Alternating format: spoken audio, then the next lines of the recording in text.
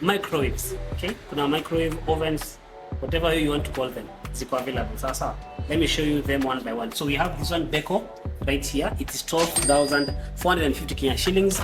Button na kufungua hivyo ni button. It's a digital microwave. Iko na this plate yake ya kuchemshia. Hii ni Midea ama media, right? So 15,500 Kenya shillings, 20 liters capacity. It's a digital microwave. Unafungulia hapo hivyo, right? It has its grill na pia iko na tray yake hapa hivi hapo. This plate. Kuna this one right here inaitwa Nysis, right? Nysis ya 12,500 Kenya shillings, 20 liters capacity. Unatumia hapo hivyo kufungua, unaangalia ndani venye inakaa. You see here? Yes, 20 liters capacity going for 12,500, and then next kando yake ni digital microwave ya Mika. It's going for 10,494 Kenya shillings. Handle yake inafunguliwa namna hiyo.